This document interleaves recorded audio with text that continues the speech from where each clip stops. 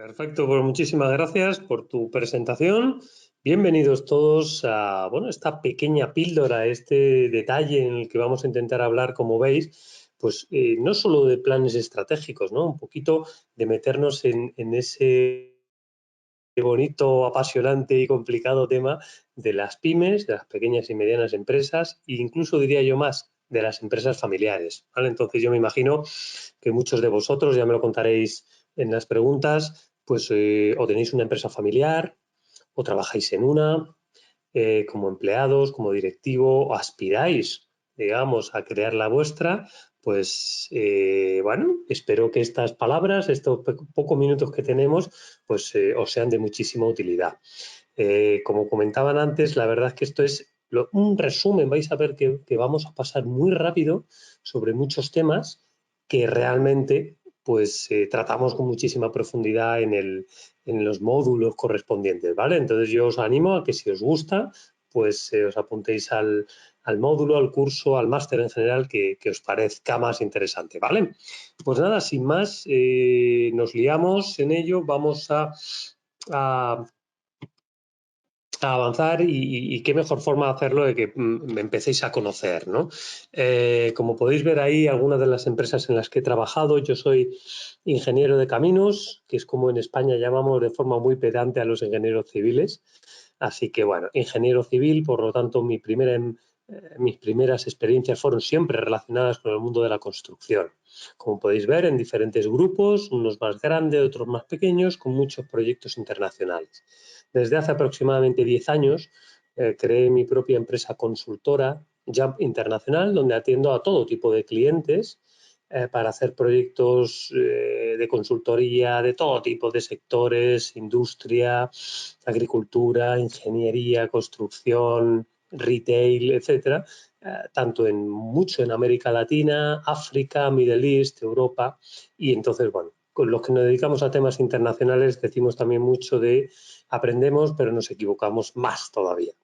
Bueno, sin más, también parte de mi trabajo consiste en atender a hacer labores de consultoría integral a muchas empresas familiares, con lo cual todo el material que vais a ver hoy está extraído de casos reales y lo dicho, espero que os valga, espero que os ilumine, que os elimine si acaso algún error que suele uno cometer cuando está gestionando o trabajando en una empresa familiar.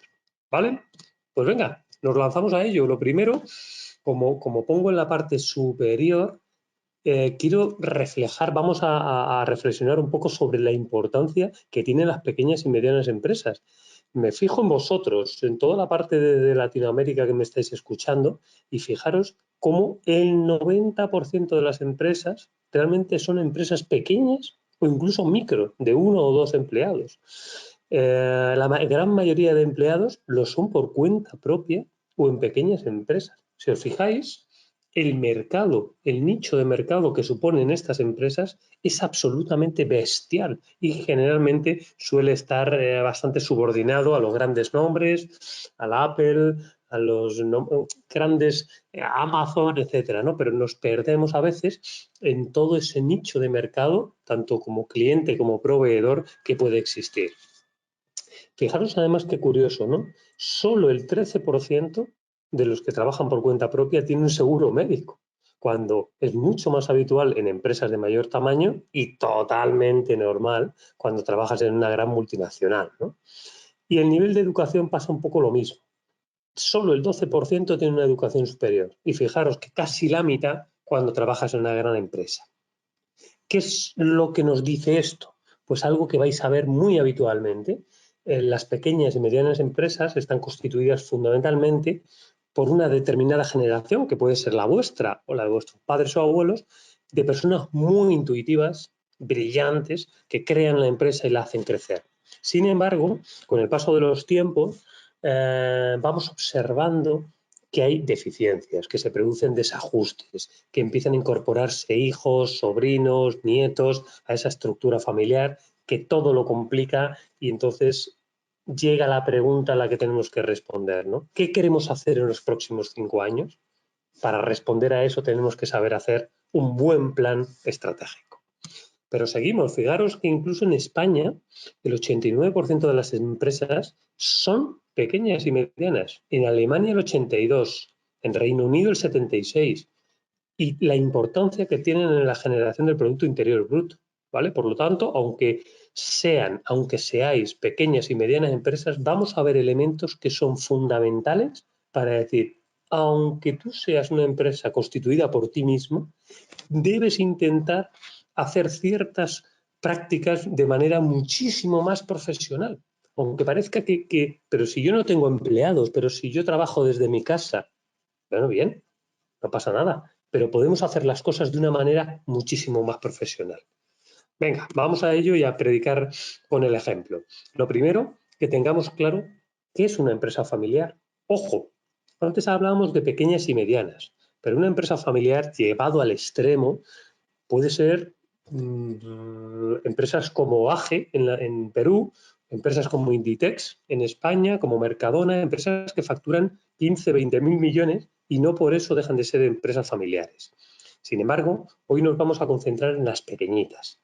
Y si os fijáis, la definición estaréis muy de acuerdo conmigo, ¿no? Son empresas en las que el poder reside en una familia. ¿Vale? El poder en forma de acciones, el poder en forma de gente que trabaja y ocupa los puestos clave.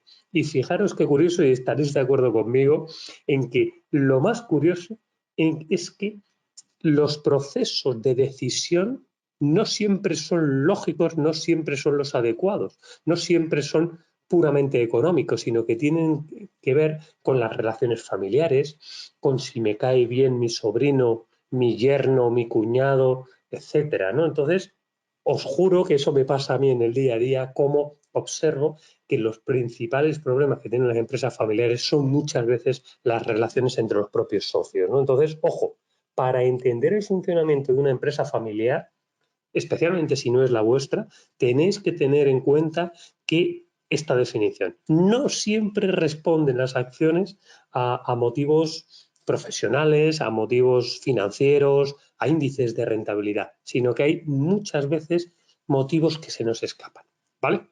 Vais a ver cómo cuando vayamos profundizando, pues vamos a irnos dando cuenta de que esto es así. Seguramente muchos de vosotros, si os pudiera ver la cara, estaréis asintiendo ahora diciendo, pues efectivamente, ¿no? Venga, avanzamos. ¿Cómo profesionalizamos? A ver si tengo aquí, una empresa familiar.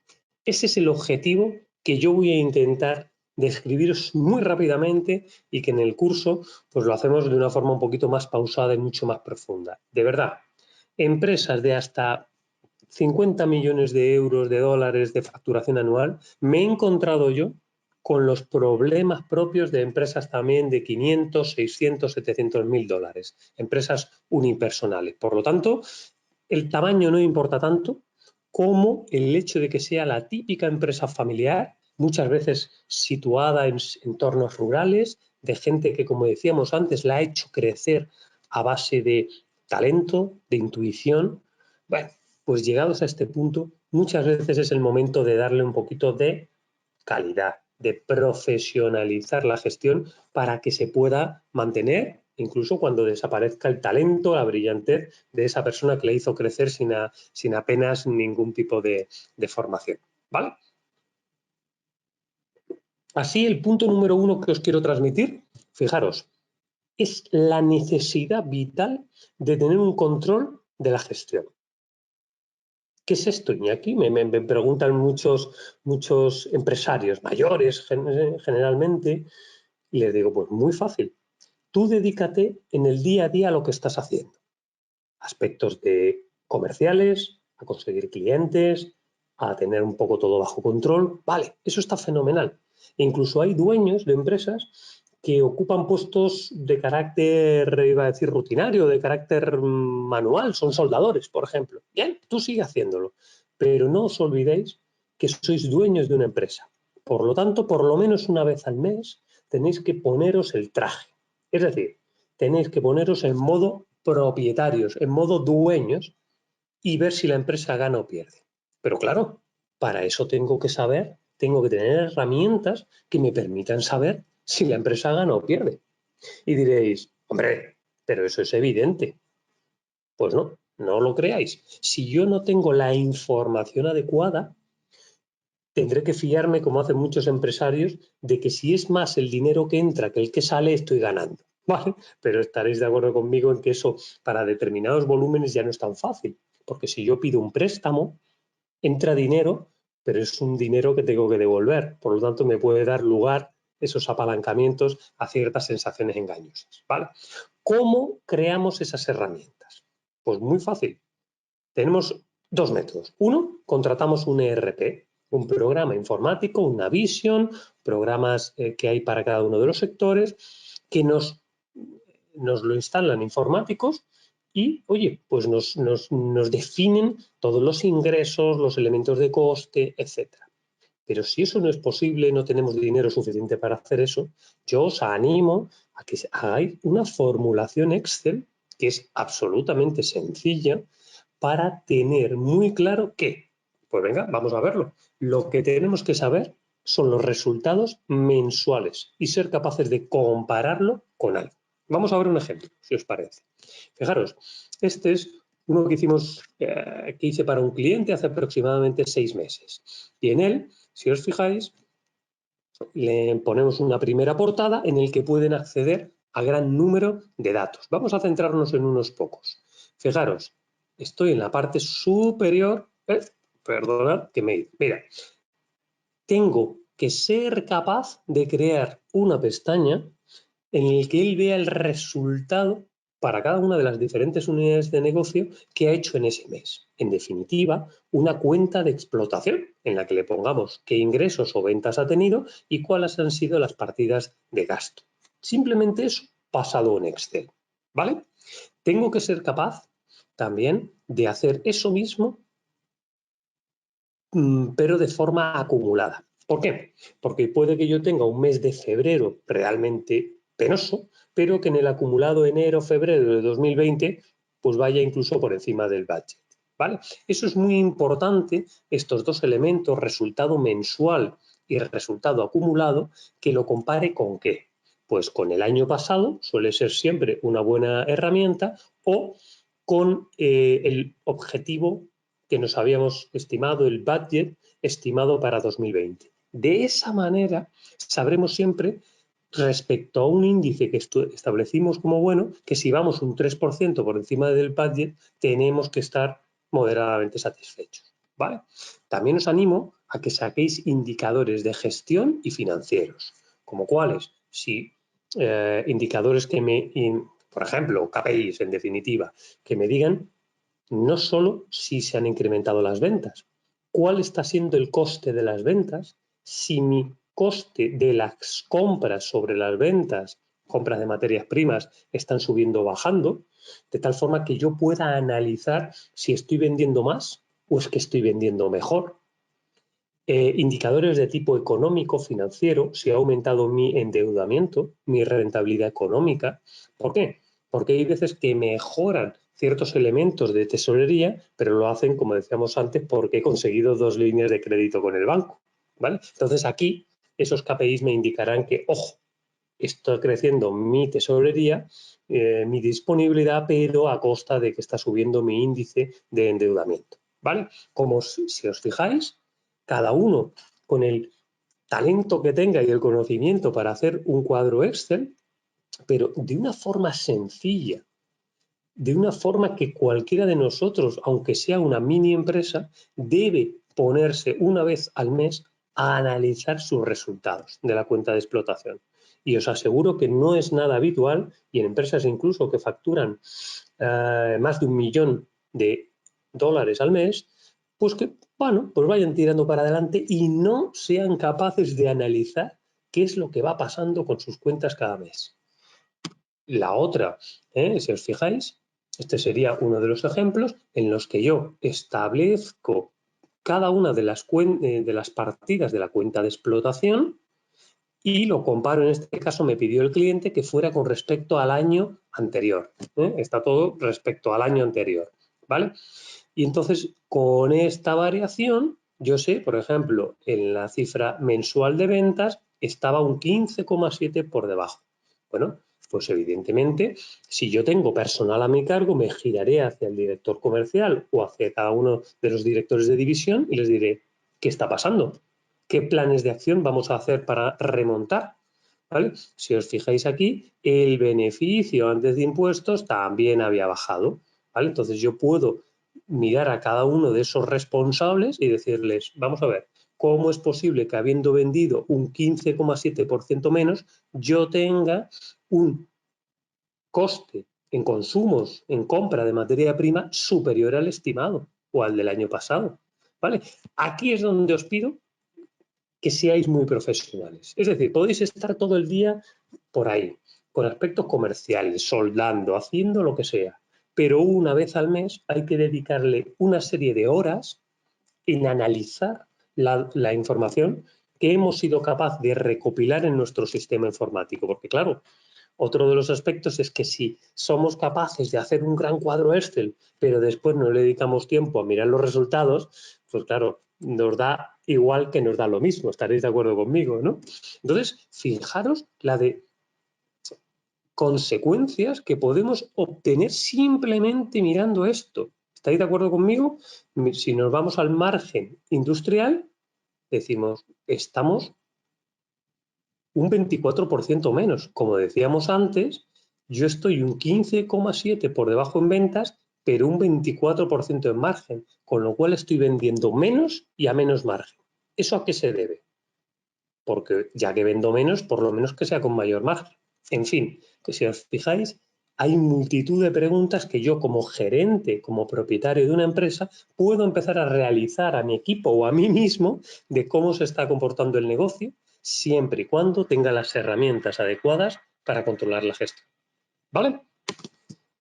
La otra gran pata del control de gestión es la tesorería, el cash flow, porque claro, podemos morir de éxito, vender muy bien, que si no somos capaces de cobrar rápido, si no somos capaces de hacer líquido muchos de los papeles, pagarés, cartas de crédito que tengamos aplazadas, etcétera, pues el negocio puede llegar a morir. Por lo tanto, es vital que con la mayor complejidad, si no sois, da igual, con lo que cada uno sea capaz, crear un cuadro Excel, este es uno solo de las pestañas, tenemos muchísimas, de tal forma que lo preparé para un cliente y es un elemento que nos permite saber, bueno, si os fijáis da cero, pero porque el cuadro está pensado para que el día que uno lo mira, de ahí para atrás lo da absolutamente cero. Pero bueno, obviando eso, os podéis dar cuenta de que para la segunda, yo lo hice en la primera quincena de septiembre, para la segunda ya nos daba, ojo, aquí va a haber un descubierto de menos 146.000 euros. Es vital. Eso quiere decir que si yo meto el conjunto de cobros y el conjunto de pagos en los siguientes meses, me dice que en 3 semanas, en 4, en lo que sea, yo voy a tener un agujero puntual. Fijaros qué importantísimo, porque este empresario puede entonces hacer dos cosas. Primero, una mejor gestión de sus cobros. Segunda, un aplazamiento del pago de sus proveedores. E incluso una tercera, pedir una póliza de crédito, un elemento que en el banco te permite endeudarte a corto plazo. Y si os fijáis, para el resto de meses la tendencia era positiva. Es decir, que se trataba de un pico, ¿vale? Pero si no tenemos tiempo, ¿qué pasa? Pues que tenemos una serie de obligaciones y vencimientos de pago para dentro de 3 días y nos toca quedar mal con todo el mundo. Mientras que si yo lo voy sabiendo en previsión, aviso al banco tranquilamente, aviso a mis proveedores, trabajo con mis clientes, etcétera, etcétera. Incluso puedo lanzar promociones si tengo tiempo, vendiendo muy barato con el fin de obtener esa tesorería. ¿Os dais cuenta qué potente, pero incluso para empresas muy pequeñas, es esto tan sencillo que preparé para este cliente industrial? Un cliente que por lo demás, como veis, vendía muy bien, tenía gran posicionamiento en el mercado, pero funcionaba por intuición, con lo cual aquí en la segunda quincena de septiembre de 2019 se hubiera llevado un gran susto y su imagen, su marca hubiera quedado tocada, ¿no? Porque hubiera tenido que llamar a varios proveedores y decir, oye, que no os voy a pagar, ¿vale? Entonces eso es mucho mejor decirlo de forma adelantada, aplazada, ¿vale? Pues nada, seguimos. Fijaros que pasamos muy rápido, pero yo ya quiero con esto, ya he desordenado, espero, vuestras conciencias. ¡Pum! Estoy yo haciendo en la empresa de mis padres, de mis tíos, en la empresa que yo gestiono. ¿Estoy controlando la gestión y los resultados cada mes? Ahí lo dejo. Lo siguiente que tenemos que hacer es ser muy honestos con nosotros mismos y con la organización que tenemos, ¿vale? Es muy habitual en las empresas familiares, sobre todo que vienen un poquito de antiguo, bueno, pues que se han ido superponiendo gente, funciones, ¿vale? Entonces, pues tenemos un socio que es un hermano, pero realmente no hace mucho, otros dos hacen lo mismo y claro, no se echa ninguno al otro porque los dos son socios. Realmente no está muy claro qué hace cada uno, es lo que yo llamo las tareas y funciones, ahora lo veremos. Cuando preguntas por qué se hace así, todo el mundo dice porque se ha hecho así siempre. ¿Y esto qué suele pasar? Pues que la gente que no es de la familia se desmotiva, trabaja un poco cansado, es gente que suele conocer muy bien el negocio, muy cara de despedir, desmotivada. La empresa con todos muchas veces suelen funcionar, sí, pero no están a lo mejor preparadas para los retos que vienen. Lo dicho, me gustaría después que me contéis si estáis de acuerdo con esto. Yo lo he vivido en los últimos años muchísimo, sobre todo en pequeñas empresas familiares de España. ¿Qué es lo que tenemos que hacer? Lo primero, hacer un organigrama, pero no un papelito. No. Un organigrama es donde se dibuja, sí, pero después se implementa muy, muy claramente qué es lo que cada uno debe hacer en la empresa. Y puede ser de forma más o menos colegiada, es decir, no tiene por qué haber, como he puesto ahí, un director general, un CEO, pero cada uno tiene que tener muy clara su rol. Si uno, aunque sea, vamos a ver, una cosa es que vamos a suponer que seamos 3 hermanos dueños de la empresa al 33,3, ¿vale? Eso es cada fin de mes cuando se reúnan, cada uno en función de su porcentaje, ahí a ver los resultados mensuales, ahí sí son accionistas.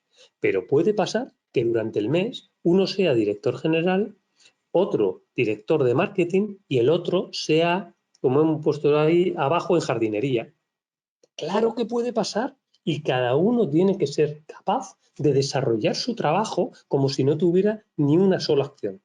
Esto es vital que lo dejéis claro. Una cosa es el trabajo día a día y otra es el concepto de socio. Siguiente, hay que definir las tareas y funciones. ¿Vale? Me pasó hace poquito en una empresa industrial en la que los dos hermanos continuamente se superponían.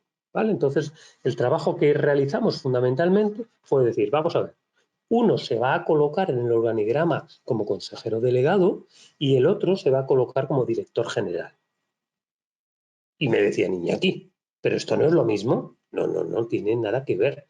Entonces preparamos, como podéis ver ahí, en un pequeño extracto, las tareas y funciones de cada uno. Las tareas del CEO, del consejero delegado, eran más de supervisión, de análisis de los resultados, de gestión del corporativo. Mientras que en este caso el director general se le dieron tareas y funciones del día a día, más relacionado con un puesto de gerente. ¿Vale?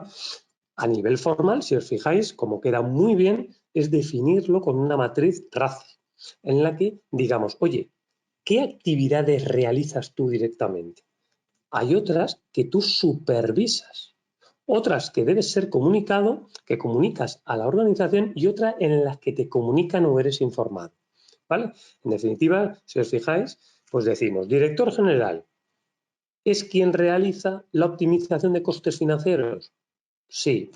¿Lo supervisa? Pues puede que también. O lo realiza el director financiero y lo supervisa el director general. ¿Comunica a la organización? Pues generalmente será el director financiero. ¿Es informado? Claro, siempre. Pues así, para cada una de las áreas, recursos humanos, financiero, producción y operaciones, calidad, prevención, etcétera, tenemos que ser capaces de definir muy, muy claramente qué es lo que hace cada uno. Siguiente. ¿Qué hacemos con los socios? Pues es muy importante que digamos, vale, ahora ya no estamos hablando del día a día, estamos hablando de cuáles son nuestras responsabilidades si somos socios. Y no confundir eso con que seamos hermanos, primos o sobrinos, ¿vale? Es muy importante también establecer un protocolo familiar. ¿Qué pasa si yo me quiero ir de la empresa y vender mis acciones? Pues sería muy bueno. ¿O cómo se van a incorporar mis hijos o los hijos de mi hermano, mis sobrinos, cuando sean mayores y quieran entrar en la empresa? ¿Vale? También puede pasar que algunos de ellos no quieran entrar en esta empresa familiar. Entonces pero bueno, siguen teniendo un porcentaje. Entonces es bueno establecer una política de reparto de dividendos y que todo sea muy claro, muy transparente, muy cristalino, de tal manera que no se originen tensiones. Porque acordaros, estamos en empresas familiares. Si es la vuestra, pensad que esas tensiones se llevan a Nochebuena, a Navidad y a cada una de las veces que comemos en casa de mamá y de papá, ¿vale? Por lo tanto, tenemos que intentar llevarnos lo mejor posible. Vale, ¿estáis de acuerdo conmigo? Hemos ido viendo qué es lo que hacemos, cómo podemos controlar la gestión, cómo podemos realizar una buena organización funcional, qué importante es tener muy claro el reparto entre socios, dividendos, abandono o incorporación a la empresa familiar. Dice, esto lo hacemos. Y ahora viene la gran pregunta, ¿pero qué vamos a hacer en los próximos años? O medio lo sabemos, generalmente de forma intuitiva nuevamente debido a que el fundador tiene una capacidad visionaria grande. Vale. Lo que pasa es que cuando los negocios crecen, especialmente cuando vamos a entornos extranjeros, internacionales, entran muchas más variables y por lo tanto la intuición es importante apoyarla en datos, sobre todo cuando requieren de inversión en forma no tanto de recursos humanos, sino en forma de dinero, ¿no? Recursos financieros. Por lo tanto, vamos a ver cómo debéis realizar un plan estratégico. Y os lo vuelvo a repetir, incluso aunque seáis una empresa de una sola persona, podéis y debéis hacer vuestro mini plan estratégico, ¿vale? Lo primero que debemos comenzar es ser absolutamente sinceros de cómo es la empresa. Antes de hacer nada, tenemos que mirarnos nosotros mismos y decir, oye, ¿qué hacemos? ¿Qué tipo de producto? ¿Somos realmente buenos haciéndolo? ¿O nos limitamos a copiar a la competencia? Porque a lo mejor, si es así, pues nuestra estrategia debe ser una y no otra. ¿Nos llevamos bien entre la familia? ¿Tenemos marca? ¿Cómo vamos de financiación? ¿Somos buenos, rápidos, atendiendo las, digamos, consultas que nos hace nuestra red comercial? ¿Tenemos una buena planta de producción o somos más bien lentos? Todo eso, si lo respondemos con demasiado optimismo, nos va a dar lugar a que nos situemos en un plan estratégico diferente, ¿vale? Entonces, lo primero es hacer un auténtico striptease interno en el que desnudemos todos nuestros defectos y nuestros puntos fuertes. Lo siguiente, como digo yo ahí, es rescatar, ver cuál era nuestra misión, visión y valores, que siempre se dice que parece un poco teórico y nada más lejos de la realidad. No tenemos que ponerlo solo para que nuestra página web luzca bonita. No, yo os animo a que de verdad penséis qué es lo que os motiva. ¿Dónde queréis estar en 10 años? Porque claro, no es lo mismo la visión que tiene Jeff Bezos sobre Amazon, que es la que impulsa a toda la organización a seguir creciendo como si no hubiera un mañana, a otros empresarios que lo que quieren es, mira, yo lo que quiero en 10 años es estar jugando al golf y poder irme todos los días al mediodía. Bien, fijaros, tan lícita es una como la otra, pero son muy diferentes. Por lo tanto, nuestro plan estratégico no puede ser el mismo en Amazon que en una empresa que lo que quiere el dueño es dormir y vivir mucho más tranquilo, ¿vale? Por lo tanto, la política de riesgo comercial, etcétera, recursos humanos, los mercados a los que nos exponemos, pues no tendrá absolutamente nada que ver. Estaréis de acuerdo conmigo, ¿no? E incluso los valores. ¿Está la ética por encima de los negocios? ¿Está el cliente? ¿En qué punto está el cliente y su satisfacción en mi cadena de valor? está antes que la retribución al accionista, porque dependiendo de lo que seleccionemos, mi plan estratégico también debe variarse, ¿vale? Venga, seguimos avanzando. Lo siguiente que yo hago en el plan estratégico es analizar todo el entorno. Primero, con el llamado PEST, el análisis de lo que es el entorno macro, ¿vale? ¿Por qué? Porque especialmente para determinados negocios, ese entorno sí que es absolutamente vital. ¿Estaréis de acuerdo conmigo en que los factores políticos, sobre todo si mi sector, por ejemplo, está regulado, por ejemplo, si me dedico al alquiler Airbnb y resulta que van a prohibir el entorno político, acaba de salir, imaginaros, un gobierno que quiere prohibir el turismo, el alquiler vacacional, ojo, pues entonces es un aspecto político que me importa.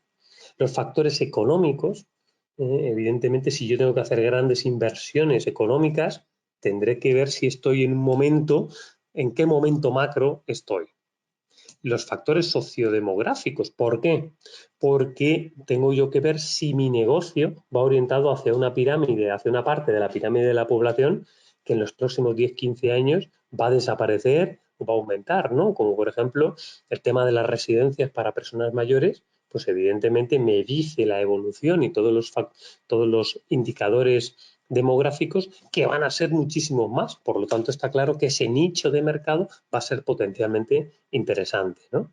Y después los factores tecnológicos, ¿no? Qué importante es ver o por lo menos intentar prever, ya no se puede hacer a 10, 15 años, pero por lo menos un plan estratégico me debiera servir para los próximos 3.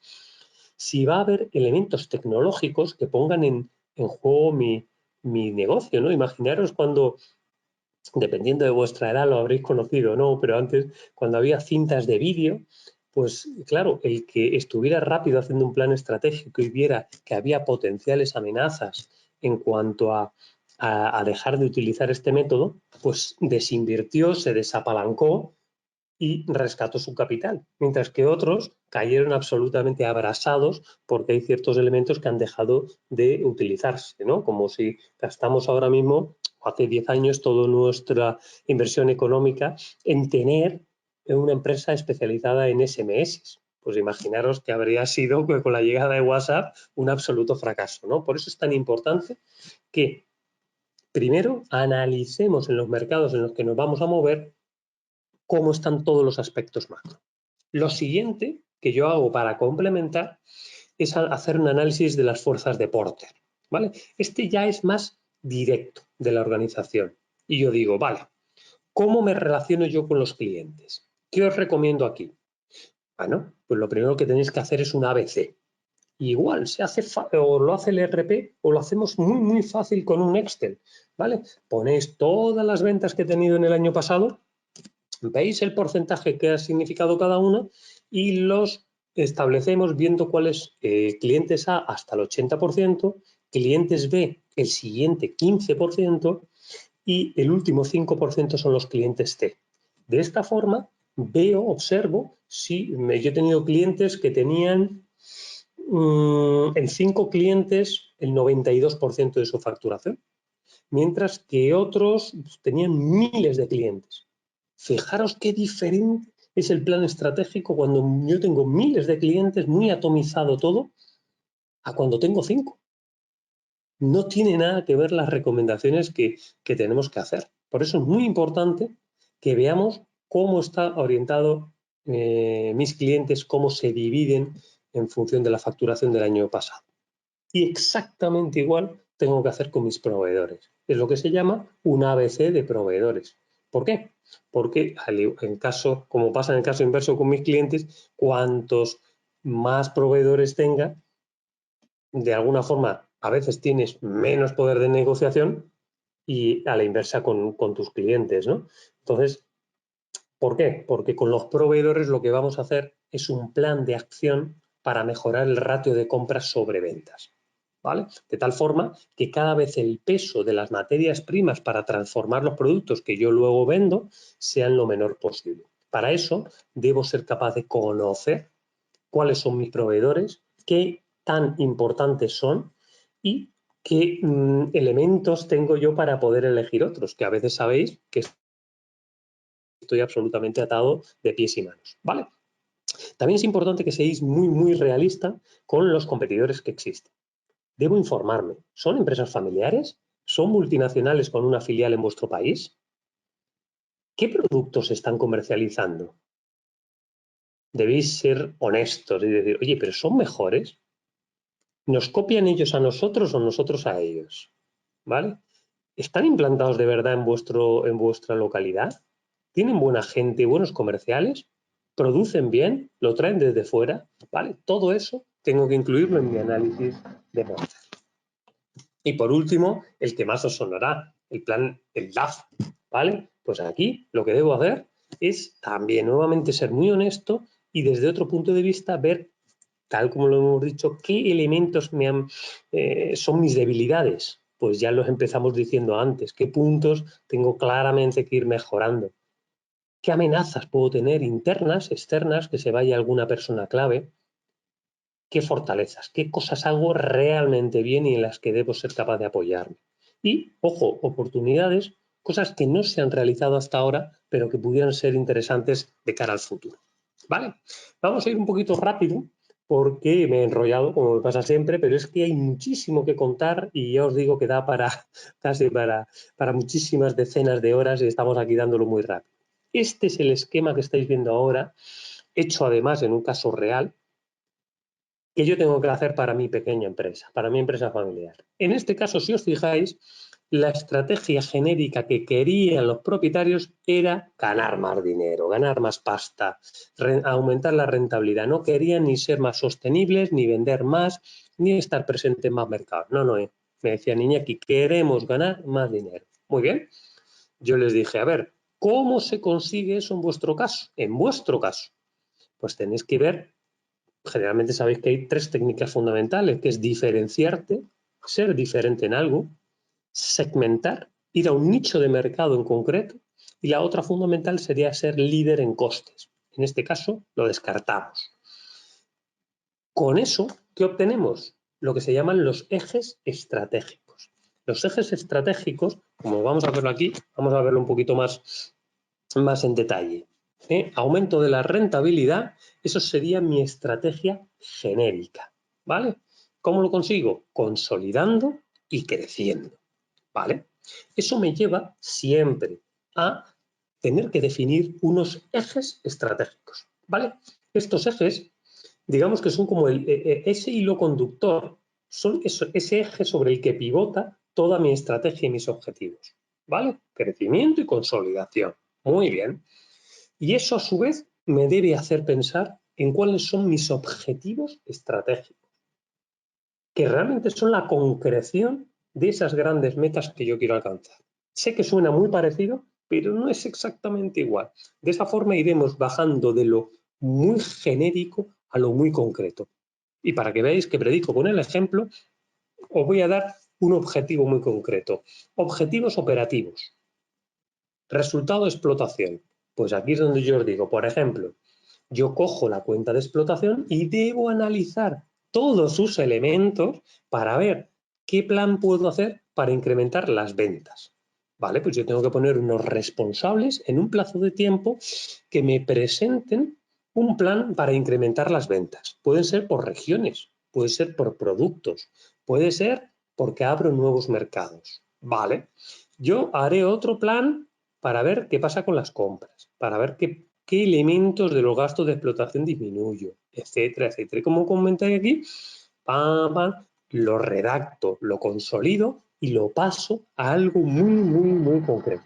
De esta forma, tengo un plan, unas acciones concretas que de aquí a 3 años tiene que desarrollar mi equipo o yo mismo para ser capaz de aumentar el resultado de explotación. ¿Vale? Lo mismo haríamos con el balance. Yo analizo todos los elementos del activo y del pasivo y digo, a ver, para llegar a ser la empresa que yo quiero ser, ¿qué elementos tengo que corregir? Pues a lo mejor tengo que desinvertir, a lo mejor me tengo que comprar una máquina y por lo tanto incorporarla al activo, debo ser capaz de cobrar más rápido y disminuir la partida de clientes, etcétera, etcétera. Fijaros, lo mismo en mis ratios acumulados. Fijaros, para este cliente habíamos preparado el ROI acumulada, la rentabilidad financiera, el ratio de endeudamiento, su fondo de maniobra, etcétera, etcétera. Todo esto en el marco de los años 2020, 2021 y 2022. De tal forma que creando una persona responsable, que era el director financiero y el director general, ellos tuvieran una línea para saber si se estaban adecuando, si estaban siguiendo ese plan estratégico. Debo conocer siempre mi umbral de rentabilidad, ese punto a partir del cual empiezo a ser rentable. Vale, pues esto aprenderemos a calcularlo en base a los costes fijos que tiene la empresa y sus costes variables. En definitiva, es ver cuántas unidades tengo que ser capaz de producir para empezar a ser rentable. Y muy rápidamente, que se nos acaba el tiempo, y para dar también a que podáis hacer todas las preguntas, vamos a ver otros ejemplos. Por ejemplo, desarrollo económico, aumento de los beneficios. Fijaros que aquí teníamos, oye, para el año 2020 mi valor objetivo de ventas son 6,3 millones y para el 2021 6,6. Pues es un objetivo que es permanente, con un responsable de control, y fijaros cómo decimos que estimamos una subida entre el 5 y el 6% anual. Y para ello, ¿qué haremos? Y tenemos que ser muy concretos. En este caso decíamos, vamos a optimizar y mejorar el funcionamiento de la red comercial. ¿Por qué? Porque en un capítulo aparte hacíamos una reorganización absolutamente completa de la dirección y de toda la red comercial. Vamos a seleccionar comerciales con un mayor grado de especialización. Vamos a llevar más control y ser más rigurosos en los procesos de control, etcétera, etcétera. Fijaros que ya estamos diciendo medidas muy, muy concretas que queremos, ¿para qué? Para alcanzar un crecimiento de ventas hasta alcanzar los 7 millones. ¿Vale? Fijaros, otra de las partidas para aumentar los beneficios serían racionalizar el gasto. ¿Vale? Por lo tanto, yo lo que hice fue estudiarme todas las partidas de la cuenta de explotación referentes al gasto y ver exactamente en qué elementos se podía llegar a ahorrar. Por lo tanto, establecemos, como pone aquí, un responsable de ejecución, como veis en la parte inferior, unas partidas en las que tenemos que reducir y un plazo que damos a la organización, que en el fondo la organización se da a sí misma. Imaginaros que sois una empresa de vosotros mismos. Tan fácil como decir, estoy gastando mucho en teléfono, en invitaciones, en combustible. Vale, pues tengo que ser capaz de vender lo mismo gastando menos. Pues vosotros mismos responsable, vosotros. Plazo, pues me voy a dar 3 meses para reducir el combustible, me voy a dar 5 para las invitaciones y 6 para gastar menos en gastos variados de oficina. ¿Vale? Entonces tenéis el responsable, tenéis el plazo y las principales partidas que queréis reducir de gasto. ¿Veis cómo incluso en el caso de una pequeñísima empresa de vosotros mismos podéis hacer vuestro mini plan estratégico con partidas muy concretas para reducir, en este caso serían los costes? Más cosas. Por ejemplo, en esto decimos hay que hacer un desarrollo estratégico y comercial, porque acordaros que habíamos dicho que los objetivos estratégicos eran 5.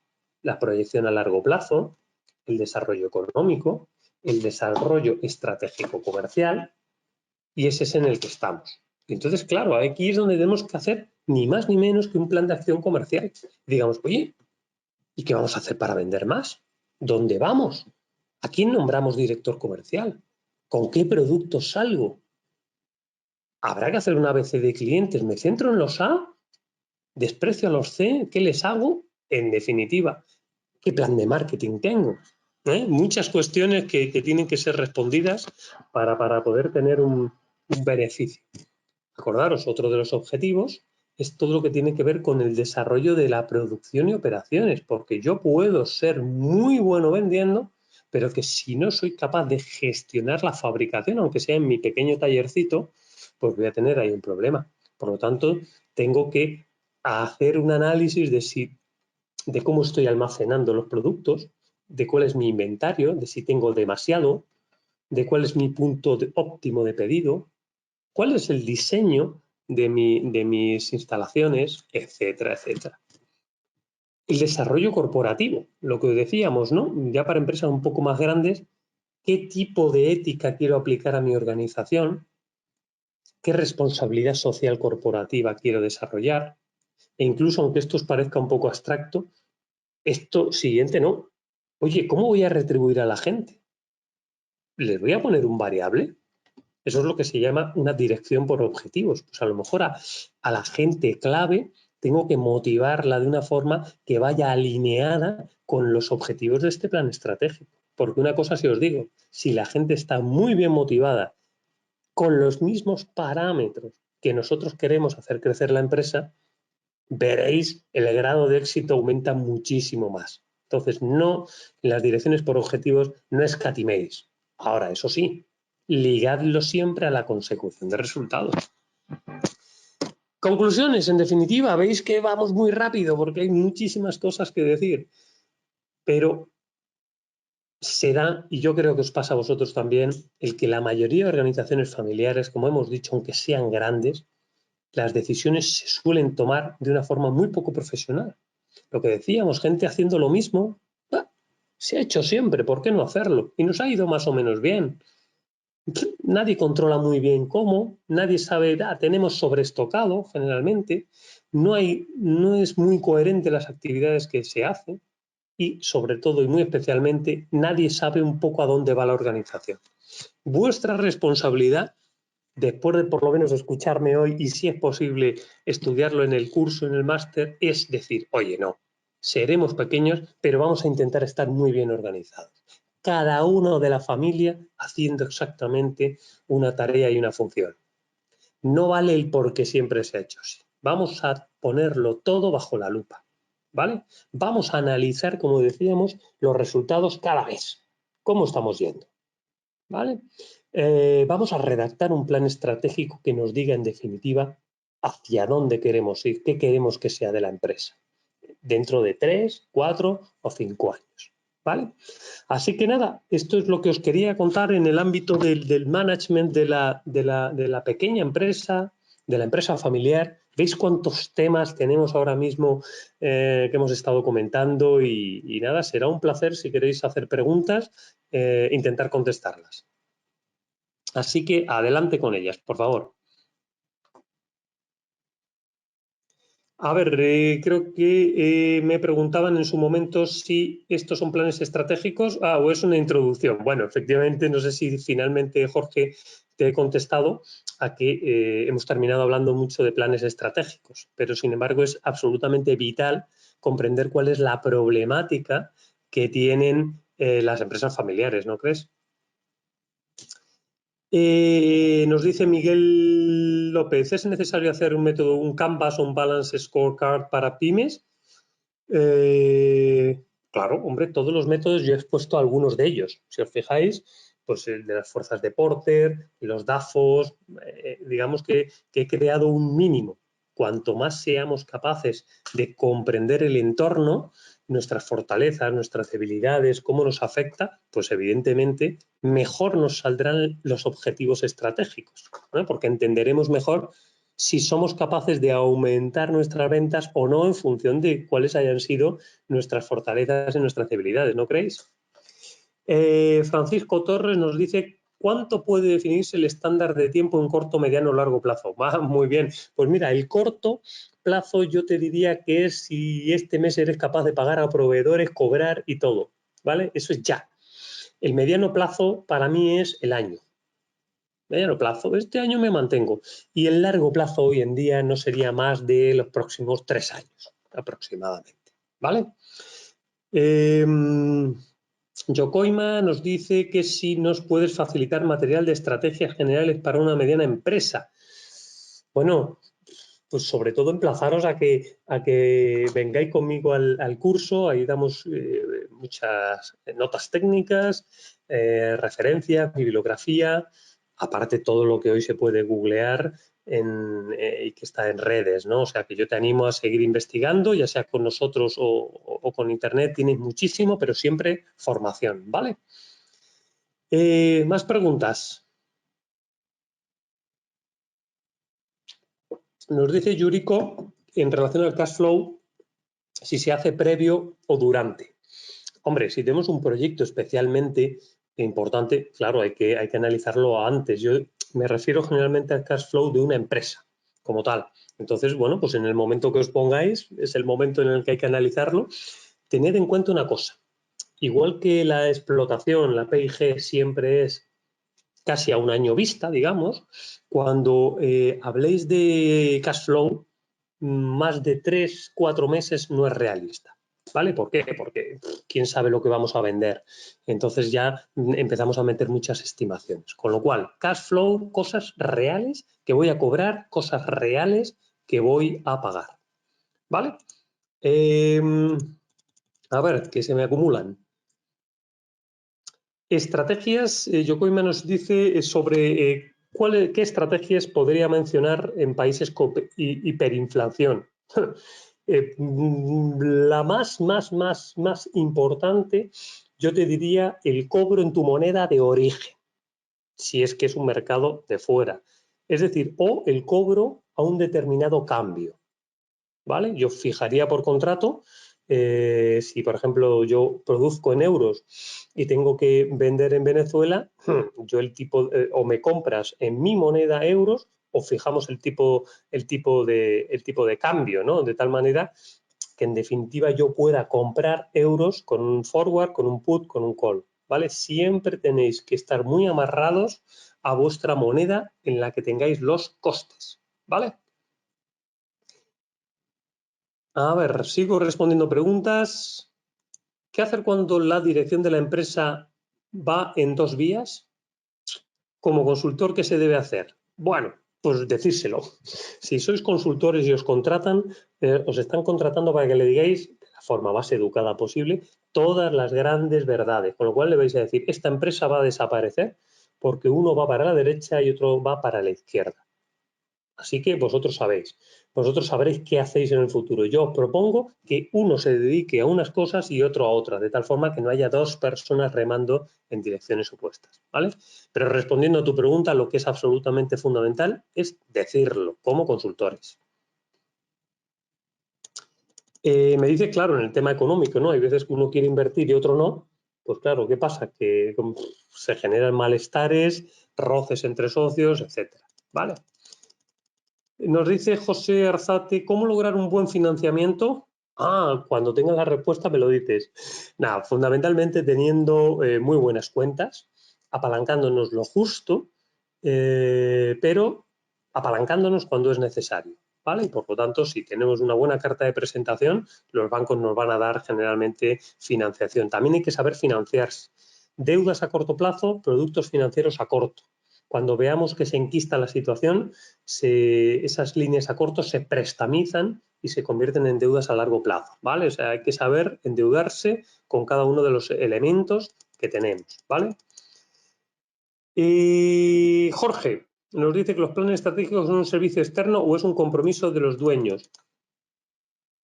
Bueno, el plan estratégico realmente es un compromiso con uno mismo, que puede tirar a la basura en cualquier momento. Sin embargo, es como una especie de hoja de ruta. Tú quieres llegar a un determinado sitio y de alguna forma te ayuda a llegar si sabes que quieres llegar al destino. Si no, estás un poco a la deriva.